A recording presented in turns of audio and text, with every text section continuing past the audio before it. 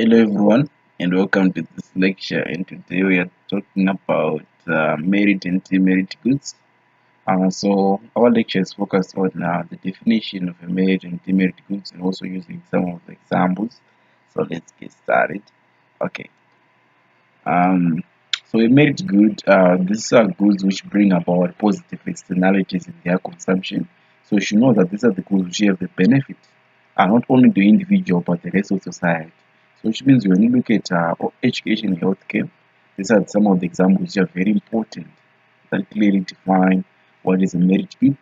Where individuals invest in education and healthcare, they acquire skills and better health, which can lead to increased productivity in their a healthier society, which means when they acquire skills that are required, when they are being educated, um, then they're going to use those skills the rest of society to become educated in that particular task or that particular skills so that they can be aware of the dangers of not being healthy. So it's all in line with not benefiting only an individual but the rest of society. So I have an examples that I have here that we are looking at. Look at a person who chooses to get vaccinated. It is not only protect them from the disease but also contribute to the overall well-being of the community by reducing the spread of infectious disease. Look at even this COVID-19. So getting vaccinated during the post-pandemic uh, was also will also protect your family, certain protecting society overall. So this is what I mean by having a marriage group.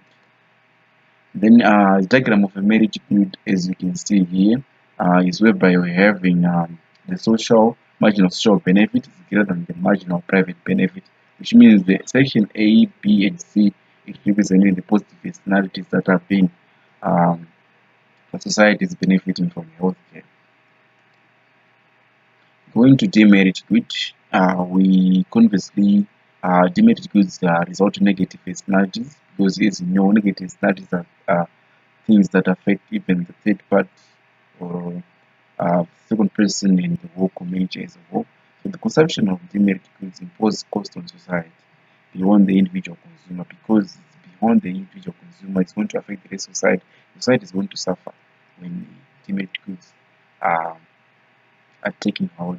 At the same time, we have tobacco and alcohol often cited as demerit goods because they have a healthy problem, they have a health issue. So also because we are looking at it increasing the healthcare cost, affecting not only the consumer but also society at large because it's affecting the whole society because it's one person, let's say it's a family member, maybe it's the father figure of a family, then he becomes addicted to tobacco and alcohol. Possibly it's going to affect the family. Also, when you have more families like that, it's going to affect society as a whole. This is how we look at demerit goods as being as a source also of market failure.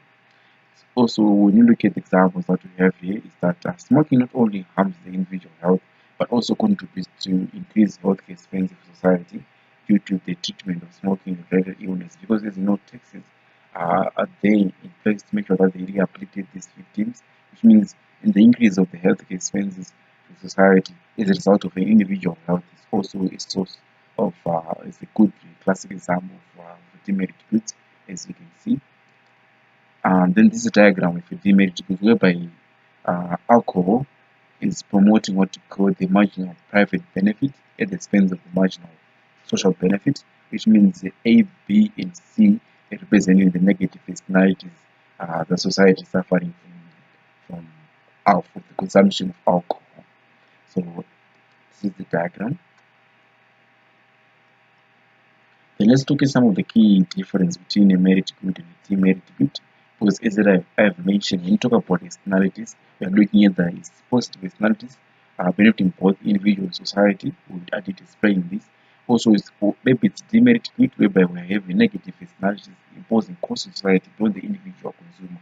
So we're having the merit good being the one which promotes benefits, whereas the demerit goods it comes with disadvantages because society is left uh, shattered because we have to continue to have healthcare costs which are going to affect the whole society due to individual consumer choosing to consume alcohol and cigarettes. You know, when we look at the impact on society, medical goods, as I have mentioned, they enhance society well-being and productivity because the productivity itself is increasing, overall the society is reducing the overall unemployment in the economy. thereby increasing economic growth. That's how we have, and by that, we're going to see an increase in incomes that is going to also increase standards of living of people in the country. When you look at the demerit goods, the impact on society can lead to solve costs such as health problems and increased healthcare expenditure, which is going to leave the society being taxed so that they can able to deal with the victims of these harmful drugs. Then we have government intervention. So when we talk about the government, the role it plays when we talk about merit goods and the role it plays when we talk about demerit goods. So when we talk about the merit goods, government may encourage consumption through subsidies, or provision to ensure their widespread availability. Because as you know, subsidies is a money grant given or a form of inputs to producers to reduce the overall cost of production. So if we are having a government that promotes the consumption of, gives subsidies, promoting the provision of merit goods, and this is likely going to lead to more benefits for the society. This is actually a good way of spending government funds. At the same time, when you have the demerit goods, the government may impose taxes or regulation to discourage consumption and mitigate negative externalities. But that's the only way which can prevent the people from consumption of alcohol. We can increase the alcohol tax or the cigarette tax. So that we can try to mitigate some of the negative externalities that are being brought about with the demerit goods. And in our conclusion, um, in summary, you should understand that merit and demerit goods highlight a broader impact of individual choice in society, because it always comes like the of choices that individuals are taking in the society. Because you can see that when the other side, other choice is making society better off, and other choice is making society worse off.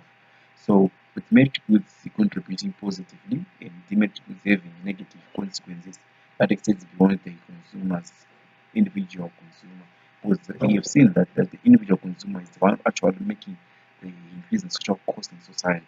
When on the other side, so it always comes back to the individual choices that they are making in the economic system. So thank you so much for watching.